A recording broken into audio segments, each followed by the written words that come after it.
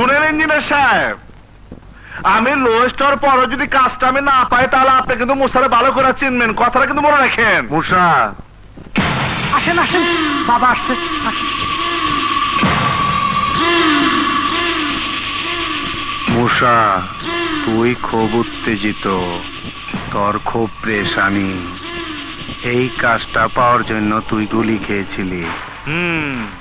আমার আংটির ফল পেয়েছিস, আমার উপরে তোর বিশ্বাস জন্মিয়েছে। কবে? বিশ্বাস করছি, আমি তো তোমার খুঁজতাছি। তুই আমার সাথে যাবি? জামু, কিন্তু আমার এই কাজটা যে বাধা পড়ছে, এই বাধাটা সরাই দিতে হইব।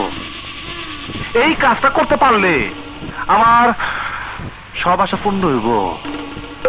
করে দিব, চল। দেখমু আমি, এবার আমি দেখমু তুমি কেমন সাধু, যে বাধা দিতেছে তার কাছে নিয়ে যাবা আমারে। চল।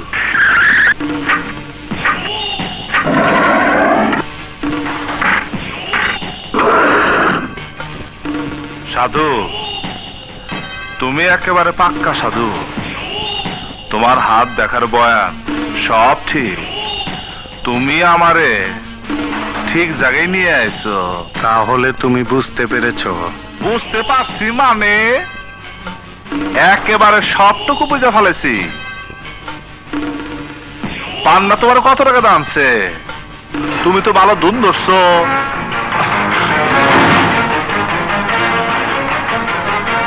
আমার একটু বিপদ, নইলে আমার এই ধুম ধরা লাগতো না। তোর অফিসের মধ্যে জবাই দিতাম। চল।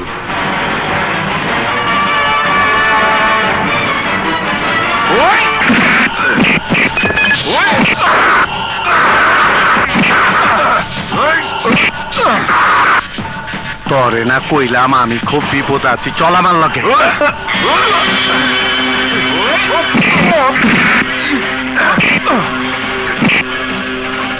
পান্নার আমি কথা দিচ্ছি, আমি তরে নিয়ে যাবো, চল।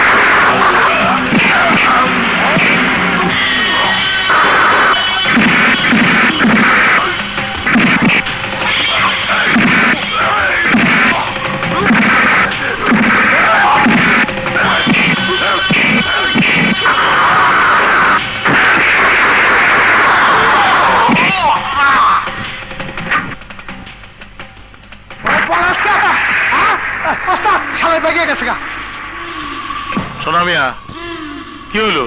আর দৌড় মিয়া, আপনি আমার বিপদে ফেলছেন। আমার হাত থেকে কেউ ছুটে যায় পায় নাকি? আপনি কি আঙ্গুল না কি কাটবেন, এই জন্য তো আমার হাত থেকে ছুটে গেল। আচ্ছা আচ্ছা, উঠাই নিলাম, আর আঙুল কাটা লাগবে না নে, সালারে জমাই দিয়ে দিও। অন কি করুম? আমার মিজাজ খারাপ হয়ে গেছে, রক্ত গরম হয়ে গেছে, আমার মন ভালো লাগে না। আচ্ছা, মন ভালো করার ব্যবস্থা আছে।